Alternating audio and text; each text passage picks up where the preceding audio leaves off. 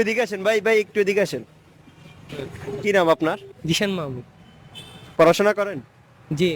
কোন ক্লাসে পড়েন? ক্লাস 10। আপনার নাম কি ভাই? আদনান। কোন ক্লাসে পড়ো? ক্লাস 10-এ পড়ি। পড়াশোনা করো? না, বললা ক্লাস 10-এ পড়ো, এখন বলতেছে পড়াশোনা করো না। মাত্রই তো বললাম ক্লাস 10-এ পড়ি, তাহলে কেন আবার জিজ্ঞাসা করতেছেন পড়াশোনা করো? পড়াশোনা করলে এত রাতে বাইরে ঘুরাঘুরি করে সময় নষ্ট করতেছো কেন?